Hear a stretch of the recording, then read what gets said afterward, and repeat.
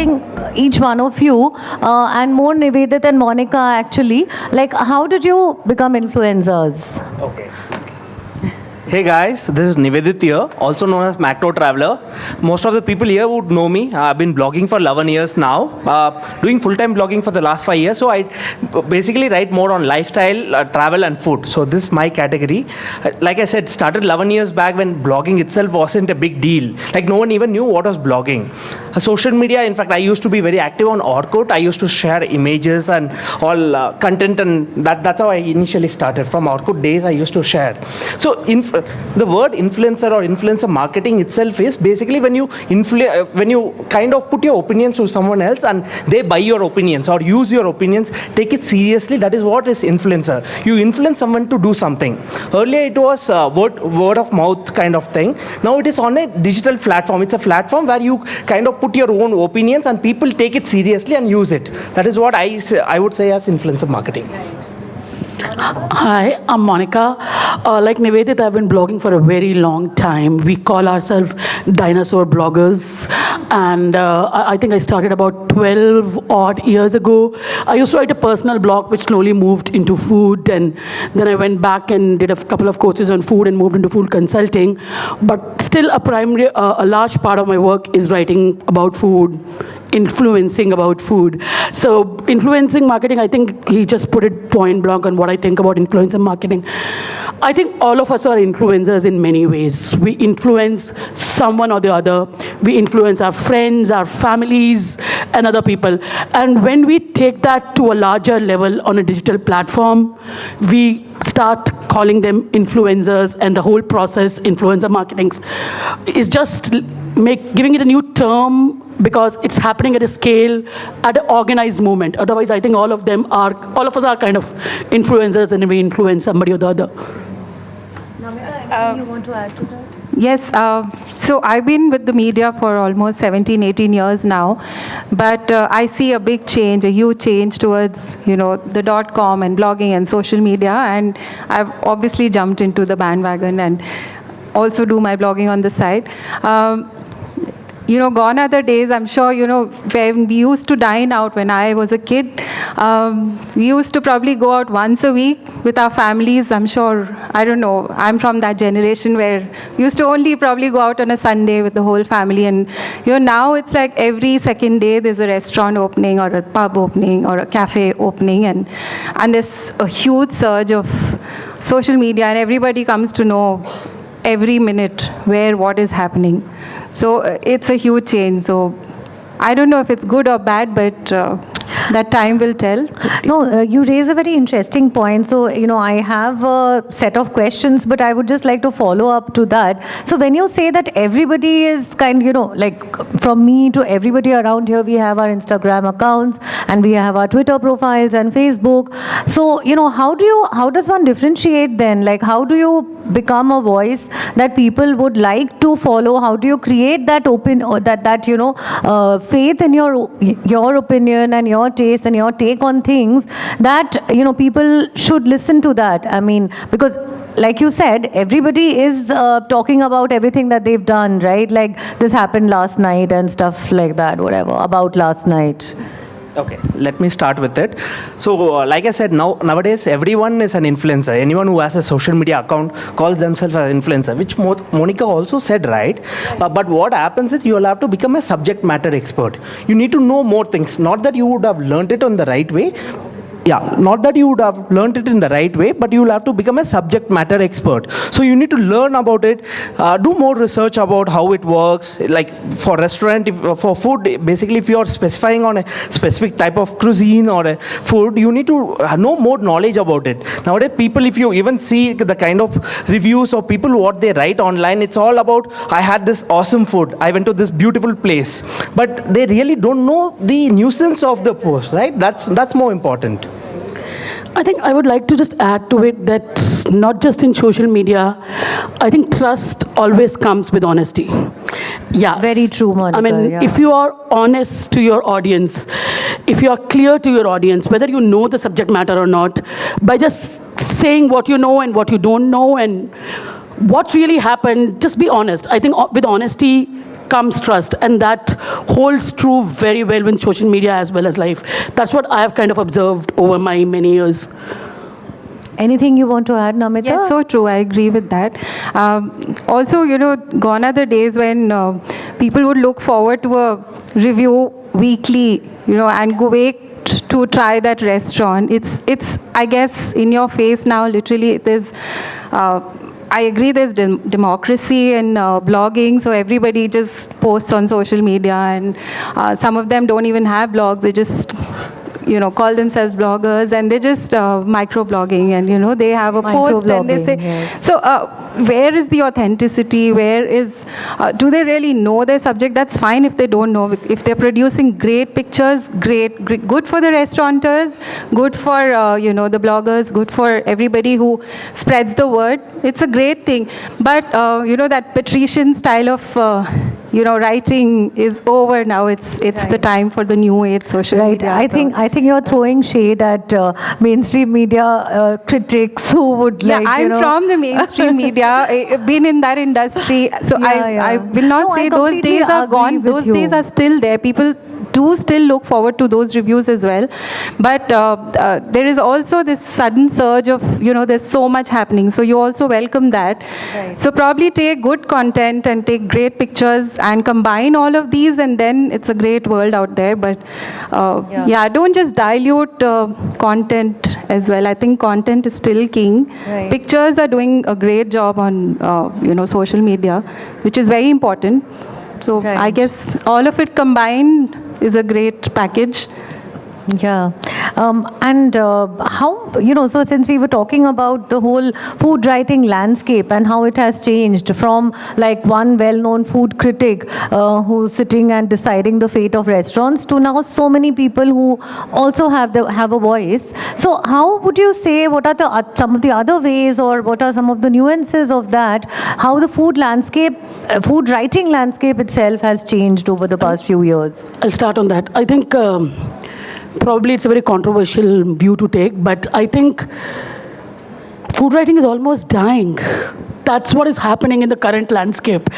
I mean, you can probably count on fingers, in spite of having many food influencers across the country who are actually food writers. I mean, we look at our own feeds. If you look at many food influencers' feed, there is hardly any food in them.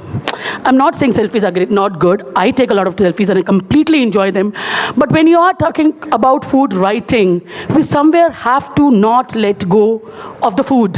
So That's our primary. you mean that the expertise, I mean, expertise, knowledge and expertise of food and cuisine. What is happening in the increasingly in this state is, and I think also it's because we are an evolving media and we will evolve and slowly come down to a stable place, is that it is becoming more of a place where you announce stuff. So-and-so restaurant opened, so-and-so restaurant serves.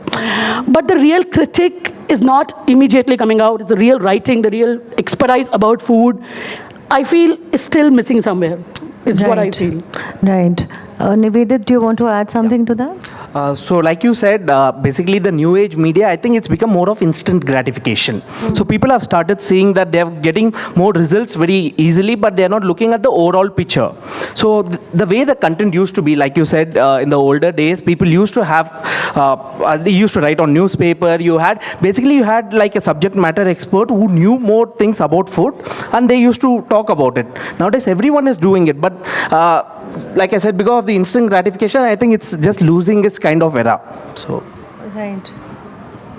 Yeah, true. I hope it, there's a balance soon. And right now there's a sudden surge, like I said, on But do you think social that media. even like bloggers and food writers or, micro-influencers, have become popular even though they may not really know their subject matter, and some have... No, I'm not asking you to take any names, but I mean, would you say I'm not that... taking any names, but it's a very dicey situation right now. I mean, everybody is jumping into food, and it's more of a lifestyle thing, so that's fine, great. If you know your food, it's all right. But I've seen people saying, okay, posting things like, I don't know what's on my thali, but it tastes awesome. Okay, you don't know what you're eating, and you're going live with it. So, and you're saying food is BAE before anyone else, and food is lit. Okay, that's it. That's all. Yeah. So, as a food writer, don't you want to tell what exactly, it left on your palate, what you felt, that lingering flavor, the taste, all those things? And food is also stories, right? Food stories, your memories, what sauces, what the ingredients, and you probably go to a chef, ask him, and also, it's just so easy, you probably find something wrong. You just, instead of talking to a chef, what he meant behind making that. As a restaurateur, many of you really put your heart, soul, everything into making that dish, but you have the power of social media, and you just go on and you find a hair and you just go post it. It could be probably your own hair in that food. So, why don't you just give it some time, talk to the chef, what was behind, what was going on in his mind. Probably he wanted to present the dish in that way, and you have tasted it somewhere in the other way and you found it different. So I think it's partly to do with what you were saying some time ago, Shrabonti, that blogging is also a dying medium. I still remember a couple of years ago when food writing was primarily happening on blogs, when we say digital media. There was still a lot of stories. There was still a lot of nostalgia. There was still a lot of details happening. Now it is, at least the digital media of it is primarily moving to Instagram, to Facebook. And there is only so much you can write there. There is only so much you can capture. People are more fascinated by visuals, whether it is video visuals, there are picture videos. Also, this is the era of Zomato, hate it or love it. So that is what is happening. So there is this whole bunch of, I don't mean to offend anyone, guys, but there is a whole bunch of the reviewers, the whole bunch on the way review is changing digitally is very different from how it was done a couple of years ago, only on, even in digital media. We are not writing in detail, we are doing Zomato reviews because rating is what gets crowd to restaurants. So I think it's a lot happening, and that is why we are kind of struggling with the whole stuff now. Okay, let me just add a couple of things. So like she was saying, I think nowadays the media also, like especially the new age media, right, which is the influencers and all, I think they need to have some kind of benchmarking maybe by a governing body, because nowadays everyone can start an account and be a media. So if you have some kind of body, I think that will, like Dubai, yeah? Freedom of speech. No, but you saw what Dubai is doing, right? You need to actually have a license to become a blogger in Dubai. And it's a paid license also, but not everyone gets it. It's very expensive. So you have some kind of credibility. I think in India that is very much required now. Would you really say that? Okay, I mean, yeah. No, because that is also very difficult to, I mean, yeah, it is restrictive for other people, right? And then that is also an easy system to game. And it's a matter of privilege, like whoever has money to pay that license gets to be an influencer. It's not only paid, but they also have other criteria. Okay, but even then, it's very undemocratic. I don't think it will work in India. Yeah. So, I think what you were saying, Monika, is basically that, that critical lens through which you look at food, and, the love affair that we have with food, it doesn't really come across through these Zomato reviews and stuff, where it's very functional, it's very clinical, like, ambience is 5, itna ye hai, service is 4, whatever, that sort of thing, right? Yeah, I wonder what the restaurateurs here think about that. I mean, we would love to hear from some of them, but maybe we can throw it open to the audience. But I mean, coming back to your particular, writing efforts, I mean, how do you make your content interesting for your readers? I mean, what are some of the tips and tricks, or, what are some of the things that you look at which will help, you to sort of be an appealing content? So I think one of the things that works very well for me, and I also strongly believe in that kind of food writing, is stories and nostalgia. I mean, I always say that if what you eat doesn't create a story or doesn't remind you of a story, you're not eating the right kind of food. I mean, you have to either create, I mean, the food that you remember for a long time, you have to either create a new story or remember an old story. So I think stories, nostalgia, textures is what works for me when I connect with my users, whether it's a detailed article I'm doing for a publication, for my blog, or for my Insta. That works. Secondly, one thing to keep in mind when I keep in mind when I write about food is that not everyone reading is on the same level. I mean, you'll have people who really know about food, and then you'll have people who don't know anything about what they are reading and would like to read at a very, very basic person's lens. And how do you balance those two things and still keep the attention of your user? Because attention spans are really, really decreasing. People don't want to scroll more than 2 or 3 times to read your articles. But the minute you form a connect with them, through a memory, through a story, through something, they are willing to linger. They are willing to come back to you. And especially when you write about food, that connect is what is very important. I totally agree with Monika, especially story. You have to weave a story with the overall connect. Basically, it's a personal story. You need to have some kind of connect to the food, what you're eating or trying out. Only then you will be able to connect with your users as well. Right. Namita, as a writer, as a journalist of many years standing, what would you say about this?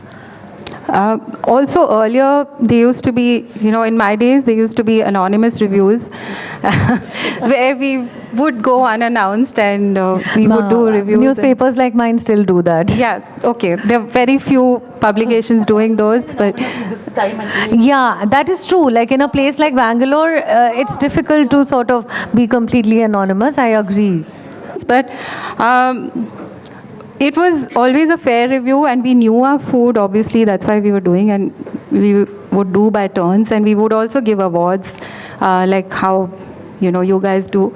So, and now it's all by invitation. Everybody knows everybody. There's a whole floor open to, 20, 30 people who just come and just post. So that's a change, which is a good change. I'm not saying this is good or that was good. Mm-hmm. I'm just saying it's just a lot of, chaos out there. And, so somewhere I think there should be like a balance where people who know their food go and write about their food, balance it with great pictures. Like I said, I mean, there's right now kind of a confusion. You think that there should be a critical lens as well? Yeah, if it's required, it should be there. Why not? No, I mean, I don't mean that it has to be criticism, but look at it through a critical lens. Yeah. I mean, look at it, try to apply judgment to it like in a sound manner, right? See, for example, I mean, if you look at social media, digital media these days, honestly, 90% of the reviews that I see are about launch. Yeah. Launch is not review. You hardly get to eat the food that will be there in the restaurants at launch. That's not what a review is supposed to do. Exactly. So we do need that critical lens, is what I strongly agree with. Yeah, and I think nowadays posts are mostly love it or hate it. There is no analysis. There's no like, I like 2 dishes, I didn't like the whole thing. And that's what the reality is. You do not like everything. You like something, you don't like something. That thing is, yeah. Yeah. And what do you guys think that, we have come a long way from the time where mainstream media outlets were the only ones that were putting out food reviews? What are the gaps that you think are, that are being filled by people like you and by people like other, microbloggers and such like? What are the gaps that, for the customer or for the readers that you guys are filling? I think for me, I think the most important thing that I look at it is that we have a great potential of becoming media without constraints. When I say media without constraints, what I mean is mainstream media is typically time-bound. I mean, really restaurant reviews will not happen 2 years after it opened. I mean, some of those issues, we can still go back to Vidyarthi Bhavan and talk about it. We can still go back to discovering that small little thing somewhere on our own travels and write about it. I think those are the things which need attention and focus from our side, and that's a huge gap that we can somewhere fill. And this is only from the perspective of restaurants. When we talk about food, apart from it, we can do so much more. We can discover recipes, we can discover ingredients, and I think that is something we should keep in our mind. At least I do keep it in mind and work towards it often. Yeah. So like Monika said, basically you don't have any constraints or restraints with the content you're going to put out. And you can also revisit the place and other things time and again. So I can go to the same restaurant. Maybe I didn't have a great experience the first time, but after 6 months, I go back and I still have a good experience. I can write about it on a positive way. And also be very unbiased of the kind of content you're putting out. So that's what is, I think, we build gaps. And also, we also put real-time content rather than putting the story maybe a weekly or a once in a month kind of. Yeah, you are not bound by news cycles. Yes. Yeah. Ronak tells me that we need to wrap up. Okay. And we have time for one last question, I think, and which is a very important aspect of this whole thing. How do you guys work with brands? And do you find some constraints in that where, with brands expecting certain instant gratification, instant ROIs, and how do you navigate those things? Yeah, so I have been working with brands for a while now. Though I have to admit, a lot of the brands that I work are not restaurants. They're more different food space, ingredients, I mean, various other stuff, machines and other stuff rather than just straight restaurants. I have done a couple of projects with restaurants where we do small tasting table, or you do a couple of pop-up or whatever, but mostly it's been with other things. So there is, I think, from 2 years to now, there has been a great refinement in the brand engagement space, and we are slowly moving towards what I think would become a stable platform. But yes, I think right now we have a long way to go in understanding of what brands need from us, because it's not even a direct. See, if you come between brands and influencers, there is at least 2 steps in between. There is the marketing agency, and then there is a digital media agency, and then comes the influencer. So you're always already having the 2-step thing, and somewhere the whole things get lost. The digital media agency always looks at numbers and only wants instant gratifications. How many likes, how many views? The marketing agency is bothered about content, but not always in tandem. They're not always working in tandem. And by the time the thing gets delivered to the brand, it's all lost, is what I feel. I mean, that needs to really bring in a cycle. And it's because of the brand expectations, because I run an influencer marketing company. Fair enough. But what right now is saying that this whole process needs to streamline and become tandem to become a stable, long-term option anywhere. Yeah. Like I run an influencer marketing company, been doing it for the last 8 years. We work with quite a lot of influencers, both on F&B, restaurants, hotels, all of them. So one of the big issues which we have seen is generally the brands don't understand what they exactly require. So restaurants, for the matter, most of the time they look at, like I said, they look at engagement, they look at reach, they only numbers. They look at number crunching, and they also look at instant gratification. Like they want instant results. We do a campaign now, they want the results tomorrow. They want people walking into the restaurants tomorrow. That's not going to happen because social media is not meant for that. It is brand building exercise. It's like you doing an advertisement on TV, right? When you do it on TV, you can't gauge it immediately, but you build the brand. You build a top of mind recall. Just to add, I think most of them are not understanding the difference between sales and marketing. We are not generating leads for them. We are not. We are not salespeople. Yeah, we are not generating leads. Yeah, so. And also, even when it comes to Zomato, people keep that as the benchmarking, saying I need to have ratings. So if a blogger or an influencer comes there, they say, by default, you'll have to give me 4 or 5 stars, only then we'll invite you. So that's how it works. I don't think that's the right way of going forward with influencer marketing. Yeah. So. Yeah. Yes, exactly. So these are all separate divisions. There's a sales division, there's a writing division, there's a person who does pictures and creatives, and everybody wants just one person to do everything, and there's a big chaos right now in the industry. And so do everything, and also like, like give you said, results, fabulous results. Yeah, like the minute you put out a results, post, 5 people should walk into the Yes. restaurant. Yeah, but they should understand, restaurants should also understand that it is a long-term brand that you are building, and yeah, right. Okay. So I think we need to wrap up now. one question or two questions, maybe just if we can have a quick answer. Any questions? Quick questions. We don't have questions, we are very happy. So I also getting tired. We have answered everything. People understood or didn't understand? Yeah, we will just go. I'm sure everybody knows. Okay, I want to whatever we ask were- like one last round of questions to from my panelists. I mean, see, we have spoken about what restaurants expect of you, but what do you expect of restaurants? What about the food scene in Bangalore would you like to change as writers, as bloggers? You start. You start. Namita, yeah. Okay, I think at the drop of a hat, there's a restaurant opening today, a cafe opening, a brewery opening. There's so much. People coming from different sectors, bankers, doctors, army men, everybody is just jumping into this industry.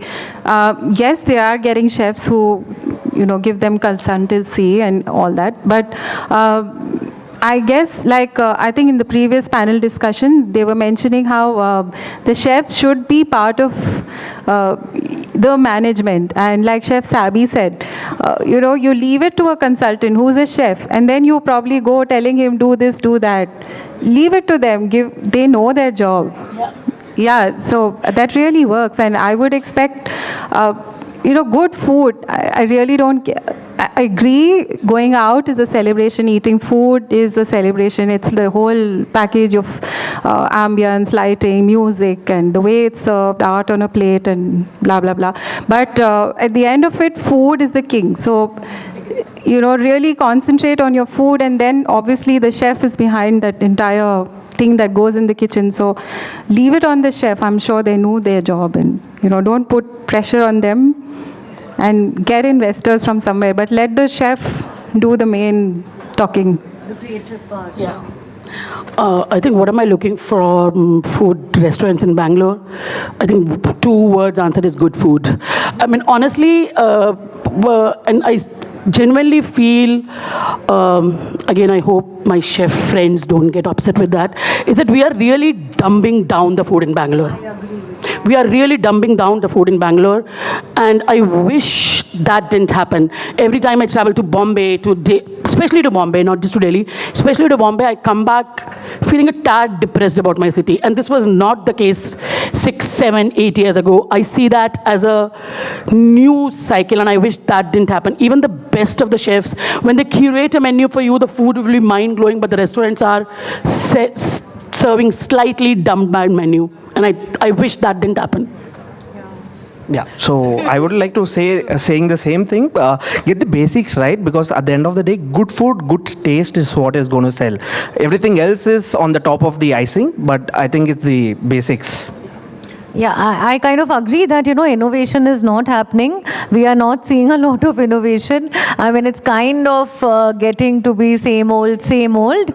But I'm sure that, we will see kind of these cycles come and go. And Yeah. Oh, we do?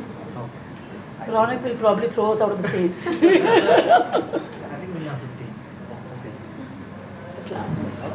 Thank you. Hi. This is more on not really the question as such, but from a perspective that you guys just spoke about, how things are dumbing down right now, and I think a lot of people over here, chefs and restaurateurs would agree with me that there's a lot of new concepts that we all try to introduce, but I think influencers like yourself and, I think more than reviews or more than ratings, I think knowledge sharing is something that we really need.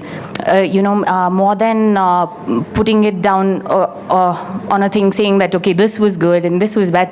Because when we create menus, it is catering to a larger set of audience as well. So like you said, Monika, it was more on you like something and you don't like something, which is absolutely fine. So I think from bloggers, can we expect something?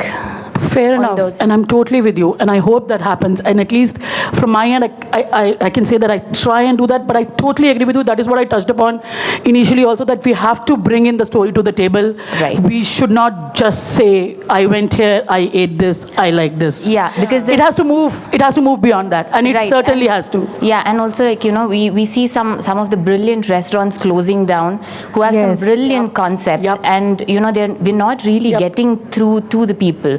And and that I think is just lack of knowledge, in people. I think rather than ratings or writing on what is there, on what this thing is, and photographing it, I think that's really the gap. I think that's where we need to work together, because Absolutely. it is not just, and I understand why that happens also, because 90% of the time when I go back and write, there is a feedback from the PR, oh, your pictures were not like this, you didn't do a Zomato rating. I'm not on Zomato at all. So the first thing someone invites me, I say, if you're expecting a Zomato rating, I'm not coming. So, but I think that understanding needs to come from both ends. True. If you are looking from Zomato ratings, you have a different set of bloggers or a certain type of people you invite. If you want a slightly more refined understanding of it, you invite a different set of people. And that needs to work from both ends, ours and yours. It has to be a mutual thing going forward. Right. Absolutely. So this Thank you. evolution of tastes will only happen when, all of us get together and develop those tastes and help evolve that palette. Thank you so much, panelists, for a great discussion.